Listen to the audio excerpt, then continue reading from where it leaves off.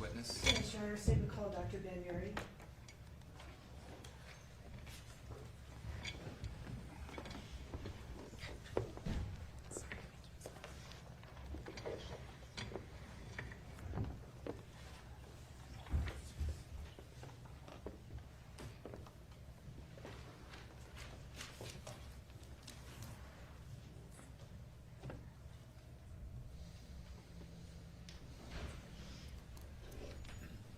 Please come forward, sir. Come on up here near the clerk and we'll get you sworn in. Please raise your right hand. You do solemnly swear the testimony you shall give in the case now before the court will be the truth, the whole truth, and nothing but the truth, so help you God. Yes. Come on up here and have a seat.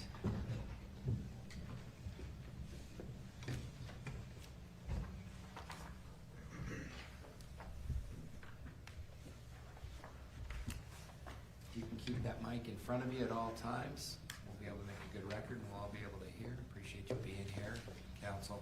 Thank you, Judge. Good morning. Would you tell us your name, please? Good morning. First name is Ben. Last name is Murie, spelled M-U-R-I-E. And what is your occupation? I am an assistant medical examiner at the Utah Office of the Medical Examiner. How long have you been at that office? It'll be about just shy of 3 years. Were you engaged in that occupation before 3 years ago? Yes, Where was that? in Las Vegas, Nevada. And how long did you work in Las Vegas in that capacity? About 2.5 years. Were you similarly employed before that time? No, before that, I was still finishing my training in forensic pathology. All right. So I was going to ask you about that. What is your educational background that led you to that occupation? Sure. So I completed 4 years of medical school in Pennsylvania, Erie, Pennsylvania. After that time, I did 4 more years of residency training in the field of clinical pathology and anatomic pathology in Hershey, Pennsylvania. And then after that, another year of specialized forensic pathology training in Albuquerque, New Mexico. I am not entirely sure what pathology actually means. Would you please tell us that? Yeah, generally speaking, it's the study of disease, and it could be. I think that's generally a pretty good way to say it. So, in a hospital setting, a pathologist may look at tissue under the microscope to diagnose, inflammatory conditions, or cancer, other disease processes. But for me, I deal with people who are dead. Okay, that's a blunt way to put it, I guess. What is the difference between clinical and anatomic pathology? Anatomic pathology I'll describe this in a hospital setting. That would be if the doctor who would look at a surgical specimen under the microscope. So if a surgeon cuts out an appendix or a gallbladder, the anatomic pathologist would review that and make a diagnosis. A clinical pathologist could also be a hospital doctor, but they would be doing some of the laboratory side of the hospital work. Perhaps like when if you get a blood drawn and it goes down to the laboratory, there's a pathologist in charge down there, and that's a clinical pathologist. All right, and so you completed 4 years, you said, residency in each of those specialties? Yes. Are you, and maybe this is a stupid question, you are a medical doctor, correct? Yes. Okay. And then you mentioned that you did an additional year in forensic pathology. How does that differ? Forensic pathology fellowship would be after completing the 4 years of residency, and there we would focus on the practice of an autopsy. And so, not every day, but almost every day, we would have a deceased person and perform an examination on them, and that went on for a year. And after those training circumstances, that's when you went to work in Las Vegas as a medical examiner? Correct. Are there board certifications required to be a forensic medical examiner? I'm not sure if they're required, but I am board certified in anatomic pathology and clinical pathology and forensic pathology. What do you have to do to be board certified? Well, you should be, you should complete the training years, and then there are examinations that you need to take to be board certified. So you took 3 probably really fun tests to gain those 3 certifications? Yeah, I wouldn't call them fun, but I did take 3 exams, yes. And do you have ongoing continuing education type requirements to maintain that certification? Yes. What are those? So I do need to have a certain amount of medical education credits. And so every year or about, I need to submit the medical education requirements I've completed. There are some continuing test questions that I answer throughout the year that helps maintain my certifications. Okay. Is your work also reviewed occasionally? You mean at the office? Yes. Yes, sometimes. And you are current in your ongoing and continuing education? Yes.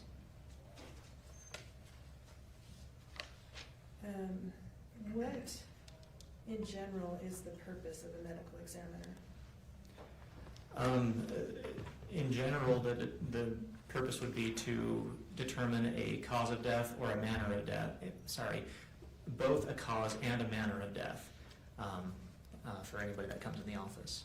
Okay, what's the difference between those 2 phrases that you just used? Yeah, a cause of death would be the kind of the final or physiologic derangement is sort of the word, the process that the body is starting to die. So that would be the cause. So for example, if somebody had a heart attack and dropped down and died, after an examination, likely the cause of death would be, coronary artery disease or atherosclerosis or sclerotic cardiovascular disease, something like that. Then a manner of death, on the other hand, is more referring to the circumstances surrounding a person's death. So we have 5 options to choose from, and they are homicide, suicide, accident, natural, and undetermined. And so manner of death would be one of those 5 choices. Okay, what is the purpose of determining the manner of death? For my purposes, it's for documentation for the state and epidemiology. That's kind of my focus. Is it meant to have any legal effect?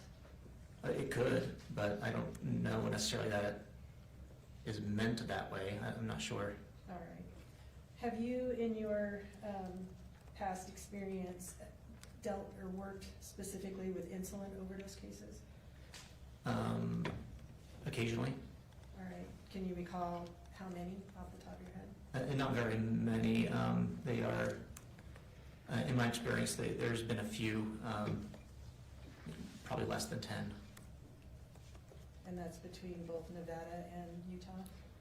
Yeah, that I can remember right now. Okay. And what do you typically review in preparation for writing your report? So it is case by case dependent, but generally speaking, when I'm generating my report, I'll review the autopsy or examination findings, and then review the pertinent background history, pertinent medical record. Sometimes law enforcement records are available too. So those are, that's pretty typical. What type of background history are you referring to and reviewing for after an autopsy? Yeah, so we have a there's a group in my office called the medical legal investigators, or the death investigators, I guess. I don't remember the exact term at the moment, but their job is to go to the scene of a death and gather information and write that down into a narrative so I can read through it before beginning the autopsy, and I can refer to it later on as well. Was that investigation team involved in this particular case? Yes.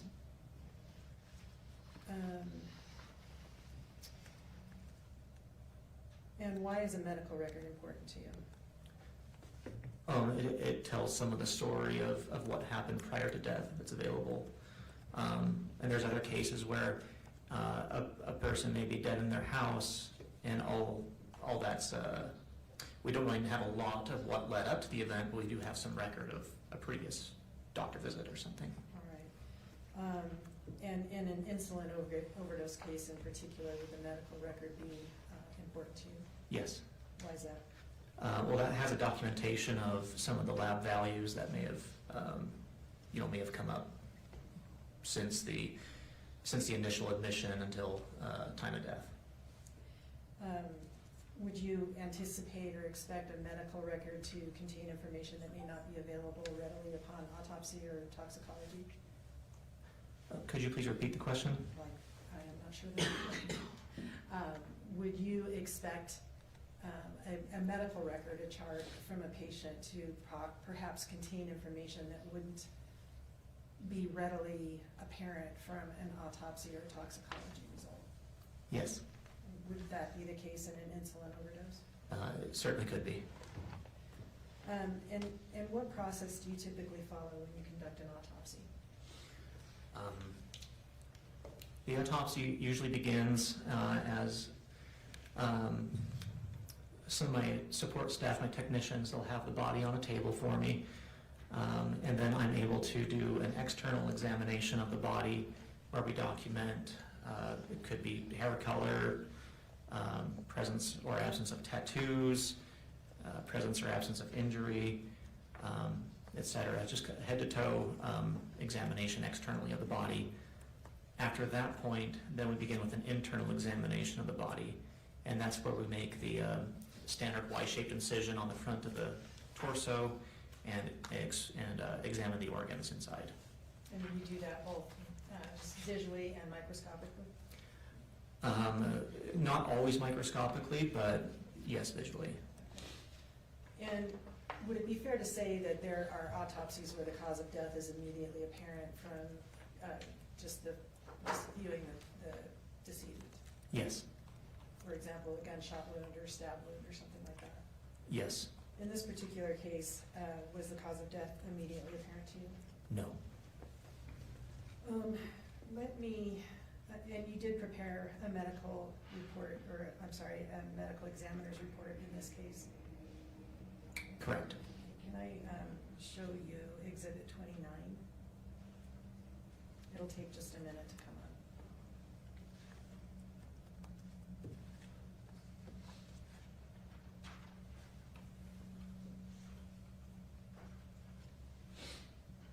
Do you see that on your monitor?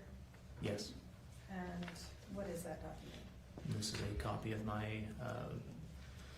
autopsy report. All right, does it look to accurately reflect what you prepared in this case? So far. Okay.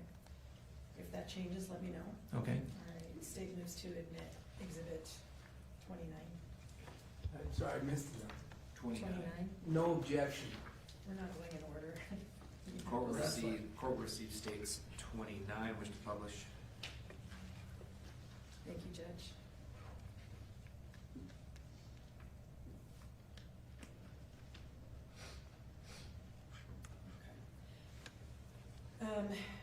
So the first two pages are, I don't mean to characterize it for you, but would that be accurate to say that those are your diagnoses and conclusions, and the remaining pages describe your support for those diagnoses and conclusions?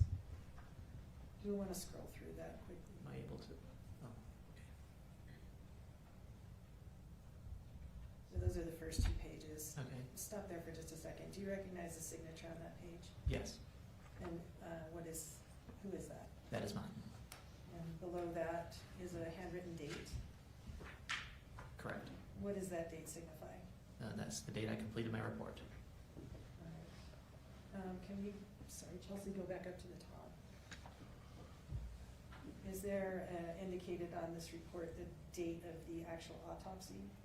Yes, at the top on the right-hand side, where it says date and time of exam, And that is, August 16th, 2024. Okay, so it took you roughly, I guess, 5 months to complete the report? Yeah, that sounds right if my math is correct. Okay, and I'm sorry, Chel's go back up. The date of death is also noted Correct. as 8/15/2024. Yes. Why is that important to you? This is documentation. This could be, relevant if there's a large gap in between the time of death and the time of autopsy. But I guess it does tell me that the death happened relatively soon before the exam started. Okay, that was gonna be my next question. All right, so, I wanna go down to page 3. And this, it's labeled external examination. Do you recognize that? Yes. Just generally speaking, did you notice anything in that external examination that explained the cause of death to you?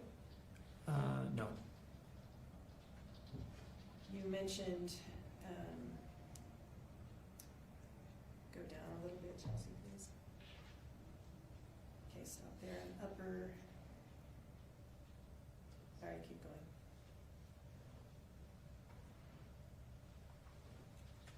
All right, and now you noted evidence of injury, and injuries of the upper extremities. You talk about some contusions. What is a contusion? A contusion would just be a large word for bruise. I'm sorry, say that again? It means a bruise. Okay.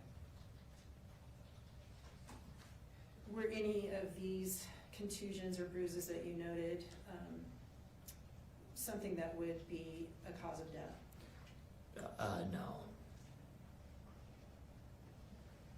And you noted some on the upper extremities. There's one on the lower abdomen, on the right shoulder arm, right forearm, left shoulder, left arm, and the right antecubital fossa. Is that an accurate summary? Yes. As well as then down below that, also one on the right buttock? Yes, that's right. Okay. Do you have any information about what would have caused any of those bruises? I don't know. Okay, just something you noted because that was part of your examination. Correct. Would they be consistent with medical intervention? Some of them could. All right. Would they also possibly be consistent with injections? Yeah, they could. You just don't know what? But I don't know. I mean, I did mention in where it says other, there was other left antecubital fossa, that it could be medical intervention too. All right, and so that's gonna be the next explanation. What's a right antecubital fossa? Oh, that's like, if you put out your hand and you feel your elbow, it's just the opposite side from your elbow. So where a typical blood draw happens. And then after making your observations on the external examination, you proceeded to an internal examination? Correct. And if we just scroll down a little bit, I'm not gonna spend a ton of time on any of this, but would it be fair to say that your findings on internal examination were all unremarkable or normal for the most part? If you want to scroll down to the cardiovascular, I think she had a large heart and some dilation of, there it is, right ventricular dilation. So that's not entirely normal. And then there was also a finding of she had one kidney, so that wouldn't really be normal. But I didn't note those. Okay, let me talk about the heart for just a second, if you could go back up, thank you. Is an enlarged heart something that happens at death or pre-death? It would happen before death. What is that symptomatic of? I mean, there's a number of reasons to have a enlarged heart or a dilated heart.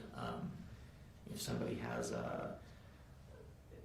some systemic issues, obesity can lead to it, hypertension, high blood pressure can lead to it, chronic alcohol use.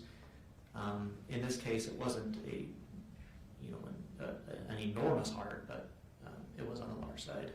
Was it a finding that you considered to be indicative of a cause of death? In some people, it could be. Was it in this case? I didn't think so. It was in this case. Okay. And you also noted, as you said, the single kidney. We can go down a little bit, Jesse. And urogenital system. You Yes. noted kidney on the right was absent. Correct. Did that appear to you to having been removed at some point or having been born that way? My understanding is that's how she was born, but that's what I understand right now anyway. Okay, could you tell that from autopsy, or whether it was congenital or removed later on down the road? I mean,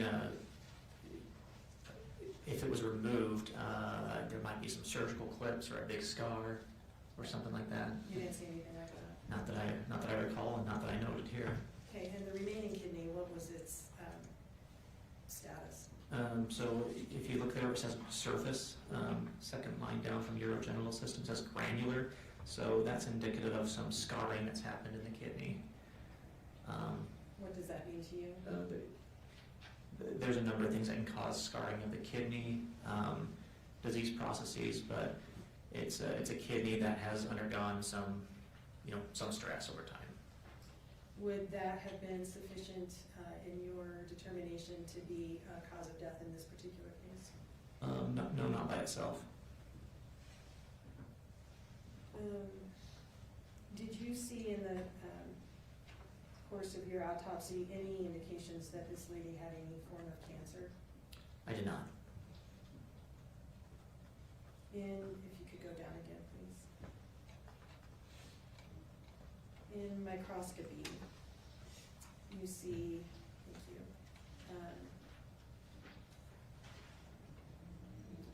down at the brain, and you listed indications in the brain that were consistent with ischemia. Do you see that? Yes. What is ischemia? Ischemia would be low blood flow to the brain, so the poor oxygenation of the brain tissue.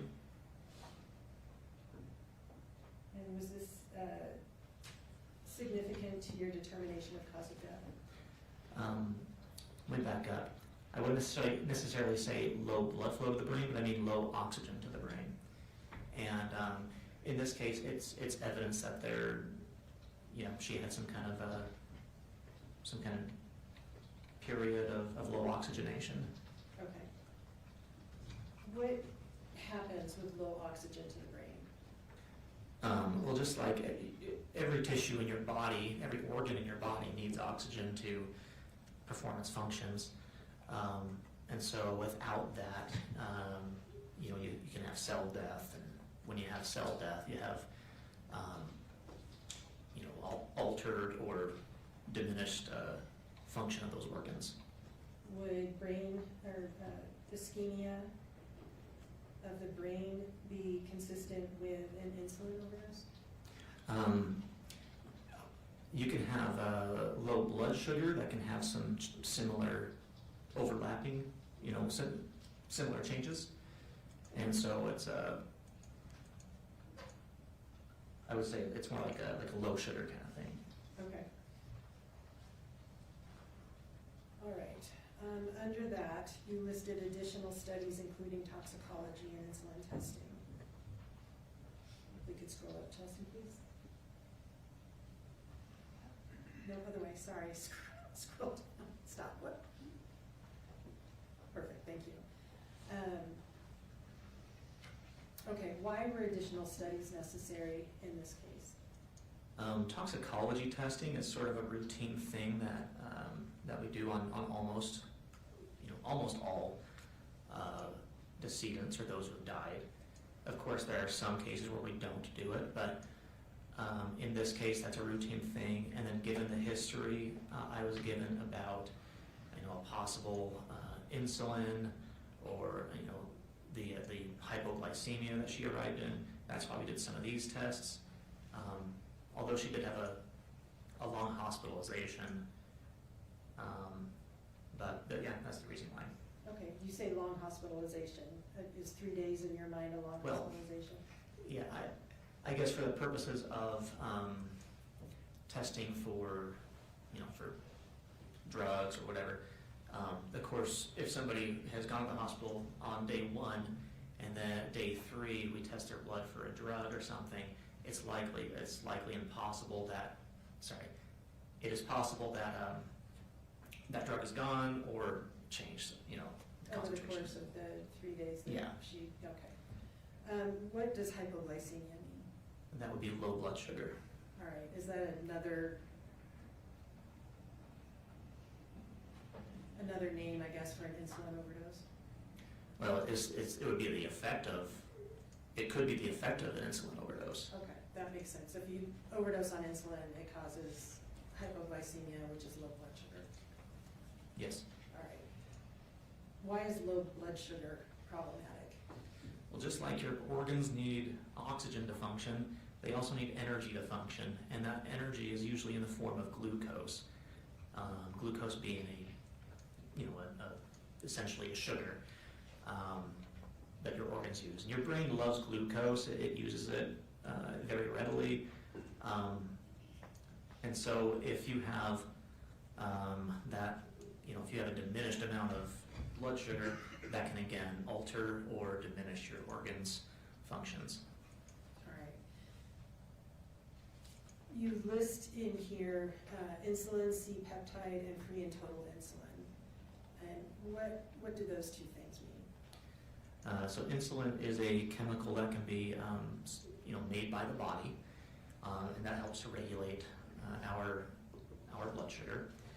C-peptide is a part of that also, and so when your body makes insulin, it's made in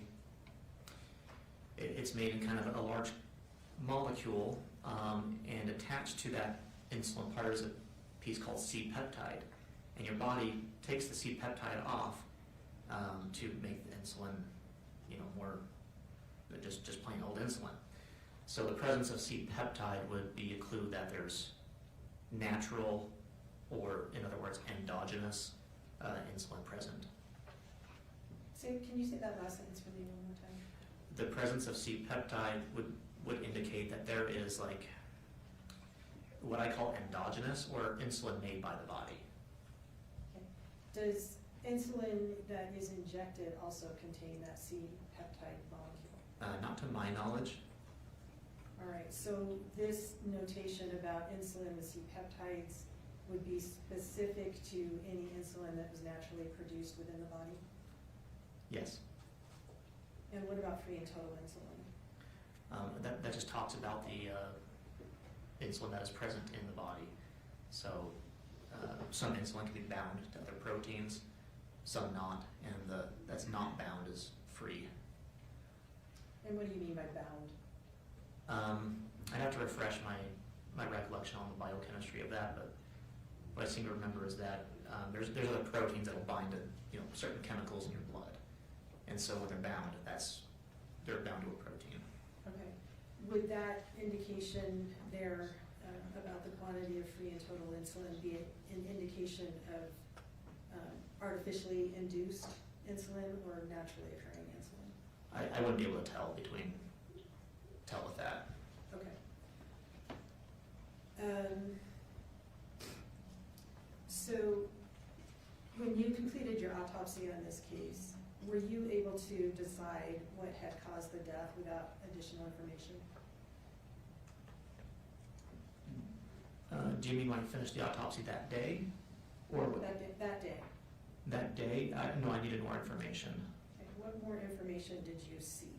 I reviewed medical records.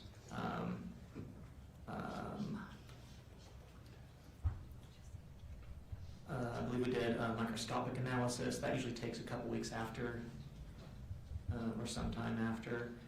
And then law enforcement records. What about toxicology? Oh yeah, yeah, and toxicology results. And all that takes time to come back. All right. Did you ever speak to the toxicologist about this case?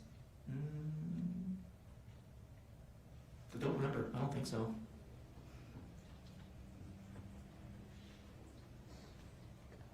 All right, so your reliance on toxicology as part of developing the conclusions that you did were just from his report, not from a conversation that you had with that individual? Yeah. Yes. So going back up then to your conclusions on the first page. Thank you. Leaving aside for a minute number 1, you listed various pathologic diagnoses 2 through 9, correct? Correct. Were any of those, in your opinion, after conducting the autopsy and the additional information that you received, determined to be the cause of her death? No.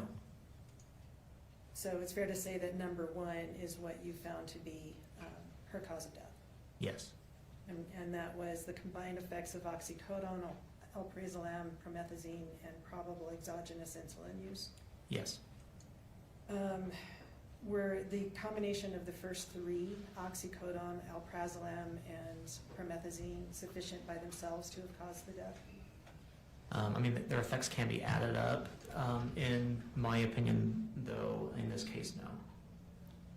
With the probable exogenous insulin, well, let me ask you first, what does exogenous insulin use mean? That would be insulin from outside the body. So insulin that's been injected in most likelihood? Yes. And that's compared to the term you used earlier, endogenous? I'm sorry, what was the question? So endogenous is naturally occurring insulin in the body, Yes. and exogenous is introduced into the body from externally. Right. Okay. Would the effects of what you noted, probable exogenous insulin use, would have been sufficient for her death, even absent the oxycodone, alprazolam, and promethazine?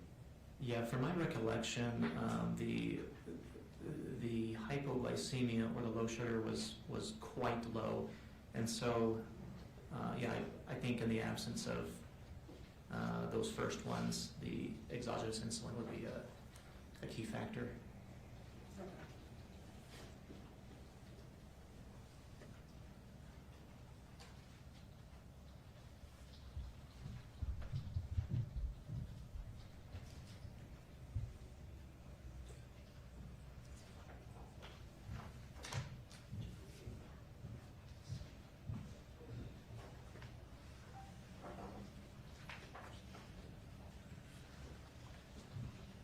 We talked a little bit earlier about the autopsy occurring on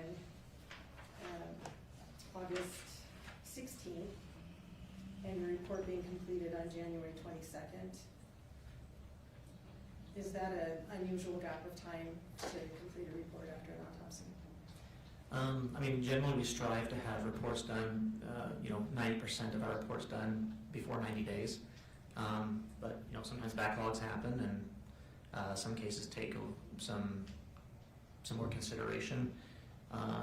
In this case, I don't remember exactly why it took roughly 5 months or whatever, but it could be backlog, could be just a continued consideration. Okay, all right. That's all the questions I have. Thank you for being here this morning. Thank you.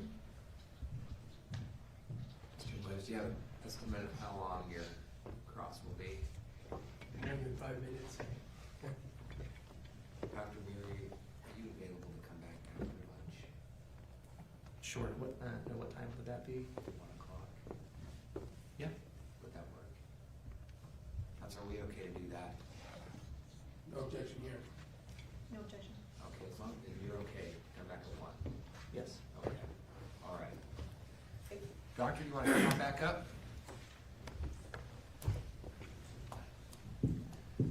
Doctor, we appreciate your accommodation. I will remind you that you are still under oath. Mr. Williams, when you're ready. Thank you, Your Honor. Afternoon, Good afternoon. Dr. Murie. Thanks for sticking with us over the lunch break. Of course.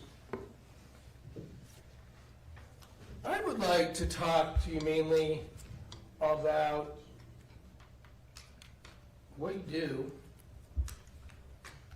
who you do it for, what kind of training you need, kind of output you and your position generate, okay?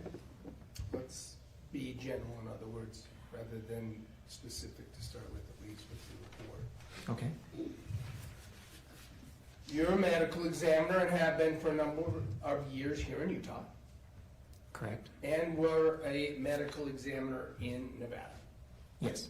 Total of, I miss exactly, how many years have you been a medical examiner before you come to court today? 6.5 to 7. In Wait, that, wait. 2.5 to 6. Sorry. 4.5, 6. in that capacity, we've heard about a lot of training you have had, and that includes a lot of medical training, right? Yes. You're a medical doctor. Yeah. It's a osteopathic medical doctor. Same. Yeah. Learning about some of the things you testified, you made conclusions about, like toxicology, right? Yes. Not a toxicologist. You learn about that in the course of your medical training. Correct. All sorts of other training that a doctor gets, right? Yes. And my point here is when you bring to the medical examiner position a vast history of training, education on medicine. Agreed? Yes. And then you have your practical experience as a medical examiner day to day, right? Yes. Which includes applying all of that training to your job as a medical examiner. Yeah. Yeah, I mean, you're using that medical training and that expertise when you're doing your medical examiner work, right? Yes. And the reason I'm kind of saying medical versus medical examiner is, as you said it, you don't actually treat the living. That's correct. My favorite line from the first Men in Black. I don't recall that one. Medical examiners, I hate the living, said the medical examiner. But the point is that you're still doing medicine and applying medicine and utilizing all that training when you do your job as a medical examiner, even though you're not examining living people. Yeah, that's true. Okay. And then, now let's talk to the difference then. As a medical examiner, you're taking that training, using that training, but involving causes and manners of death, right? Yes. That's your primary role as in the medical examiner's office, right? Yes. It's set aside, it's a specific office for medical examiners in the state of Utah, right? I'm sorry, you said it was set aside? It's not in a hospital, Oh, yes, that's correct. it's not in a clinical setting, it's in its own office set apart, or set aside for people to do medical examining, to analyze and do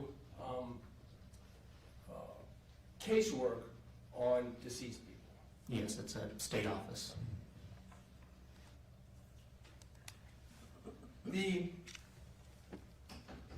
In that capacity, you also bring to the table forensic activity, right? Yes. Forensic analysis. Is that a better way to apply it, say it? Yes. Forensic part means related to investigations. Is that fair? Yeah, the way I understand is it's for the people. Yeah. But I mean, it's got its own special aspect of investigation. Is that fair? Yes. You describe it. Well, I'll just stay out of it for a second. Describe to the jury that forensic part as you see it. Yeah. So we have an investigatory aspect of our job. to find out the circumstances in which a person died. And then, the other aspect is when these go to a court like now, or when there's other types of litigation, I think that's where the forensic part goes along with it. Okay, and I guess what I'm getting at is that beyond just sort of looking at all the medicine and assessing a body with your medical knowledge, you're also assessing a case. Agreed? Yeah, we call them cases. Maybe not in the same way that another organization may assess, but primarily I'm just trying to figure out how a person died. Your cause and manner of death. Correct. But, so let's talk about that for a minute. Not everybody who dies ends up getting an autopsy, right? That's true.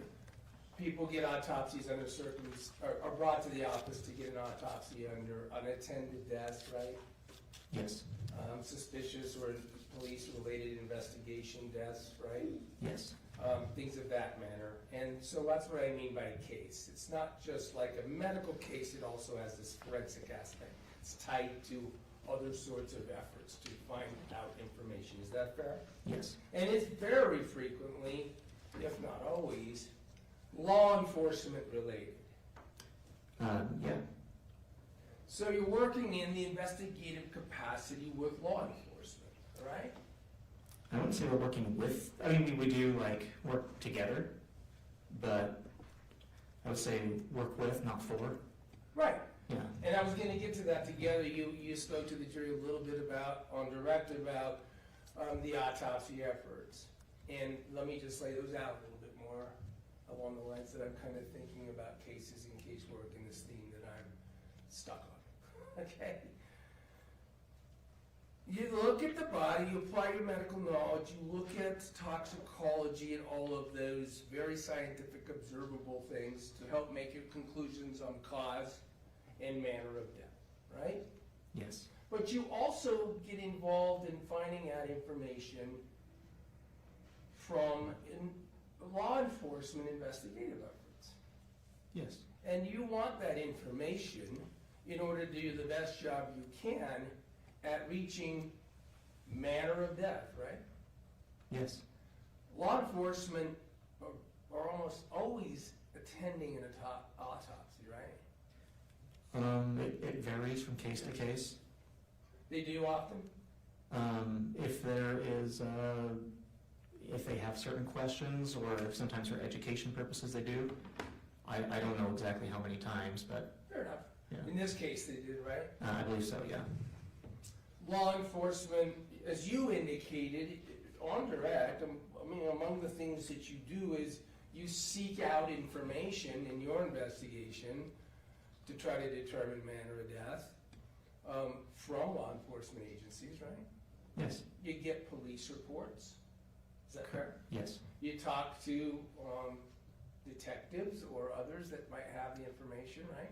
Yes. By the way, you also get medical reports, like in this case it was from hospitalization. You were able to get those medical reports as well, right? Yes. So you get medical information. I won't be general anymore. Let's talk about Casey Terry. You get medical history, right? Yes. You saw the toxicology. You already talked about that, right? Correct. Some of those things you have to wait a bit for sometimes, Yes. for those toxicology reports and things. But this is part of the process. And then you work with trying to learn what there is to learn from law enforcement efforts to reach your conclusions, right? Yes. That, again, includes, you can call a detective if you have a question that the answer to which might help you render your conclusion on manner of death, right? Yes. Yes. In this particular case, you know from your report that is in evidence that you did do outreach, did speak to Detective Farney, right? Yeah, I believe so. And she could talk to you and you could talk to her freely in the course of your generating your investigation and ultimate report, right? Nothing stopping that. No. questions for each other you can ask, right? Yes. Also with other officers, and for instance, let me add this component, you actually have an investigator in your office, right? That's right.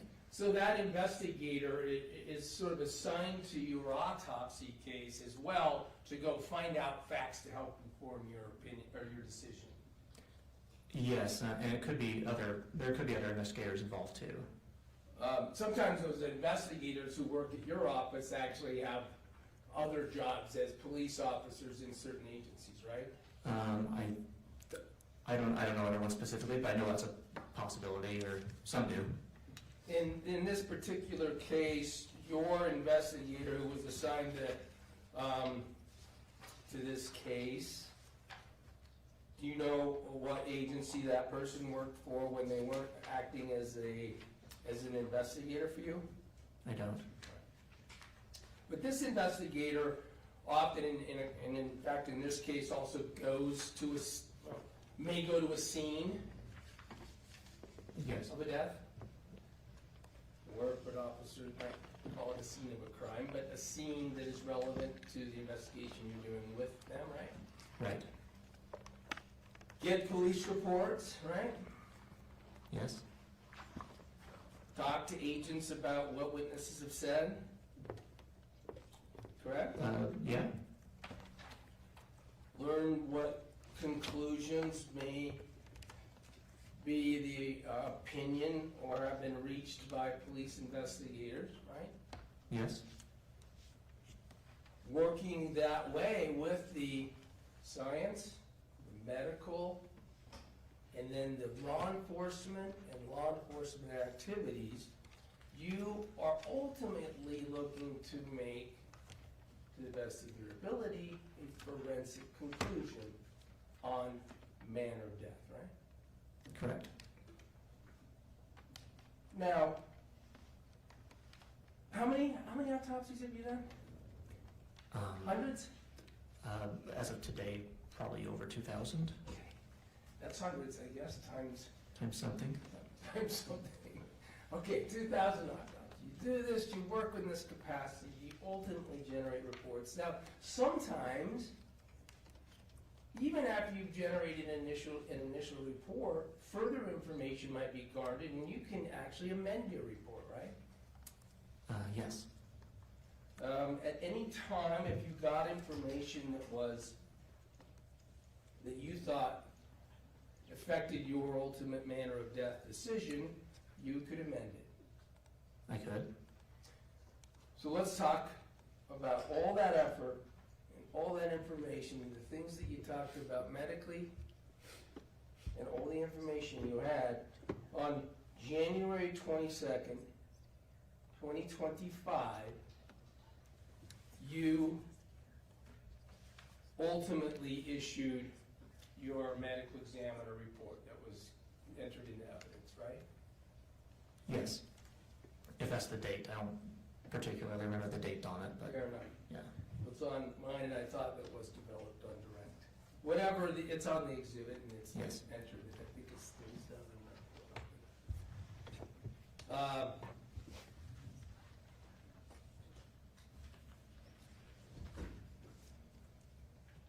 You don't have it in front of you? I do not have it in front of me. Let me see, you know what, this would be worth it, because as I look at the report, which ended up getting entered into as an exhibit in its total, it has some stamps and things on it. I'm not gonna try to ask you what they all are, I'm gonna go back to this question, which is when you issued your report, because I don't know what the other stamps mean. Can I go to it? Ignore my highlights, does this look like your report, you saw page 1 up? Yes, it does. On the second page, is your signature on it? Yes. And is it 1/22/25, Yes. handwritten? Handwritten. You wrote it? Yes. Okay. And on that date, pursuant to everything you had done, everything we heard you looked at, you rendered your professional conclusion is the manner of death is undetermined, correct? Correct. And that's January 22nd, 2025. An abundance of completeness here. You're sitting here on the stand today. That is still your conclusion, correct? Yes. Nothing further. Redirect? Yes, thank you, Judge.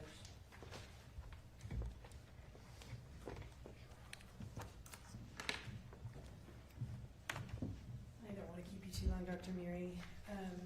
You indicated, you answered one of Mr. Williams' questions that you work with, not for law enforcement. Is that accurate?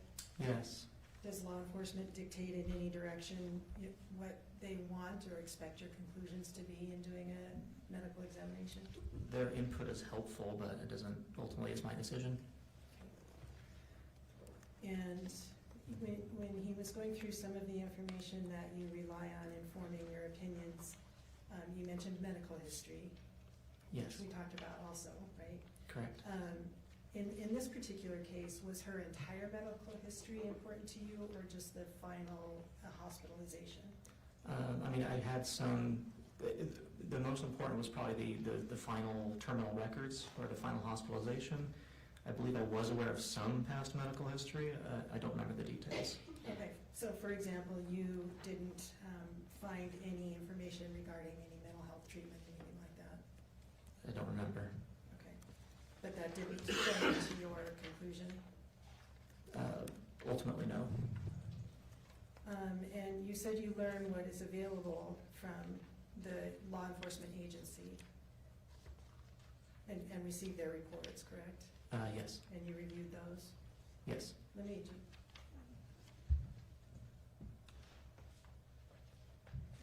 just show you.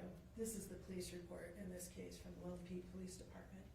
Did you review this entire thing? I do not have that entire thing in my record. Okay, and it's, 500-ish pages. You didn't read all of that, correct? No. Did you have at your disposal the FBI analyses in this case? I did not. Did you have the Utah Bureau of Forensic Science reports in this case? No, I don't think so. Did you have available to you all of the text messages between the decedent and the accused in this case? No. And manner of death, you said earlier that that's a medical determination, not a legal one, correct? For my purposes, yeah, medical or even statistical. All right, and your determination in this case was that it was undetermined. What does that mean? That means I did not feel, at least for my purposes, I could not categorize the cause of death into one of the other four manners. Okay, and those other manners that you talked about were natural, Yes. accident, homicide, Yes. suicide, Yes. accident. Correct. Did I already say that one? I think maybe you did, but Okay. there's 5 total. Was there another one that I missed? Maybe you missed undetermined. Thank you, undetermined is the 5th. Okay, and you found it undetermined. You didn't feel the manner of death was homicide? No, I felt everything at the end. The evidence that I had went to undetermined. And would that be because you could not say from a medical standpoint how the exogenous insulin was introduced into Casey Terry's body? I would say I couldn't. That's part of it, and also I couldn't say how the other substances were administered. Okay, and you also did not find it to be a suicide, correct? Correct. And that is one of the options available to you? Yes. Thank you. Thank you.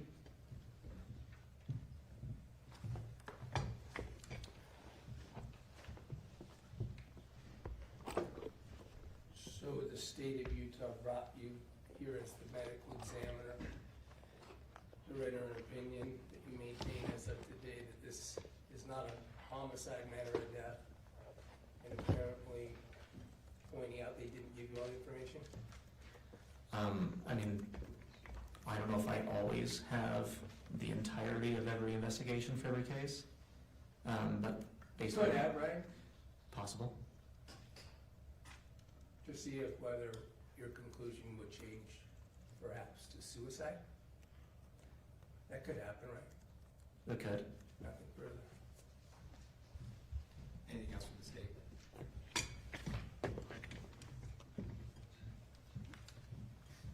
Having opened that door, you didn't make the change to suicide, correct? I did not. Thank you. Thanks for being here, doctor. Feel free to step down. Thank you.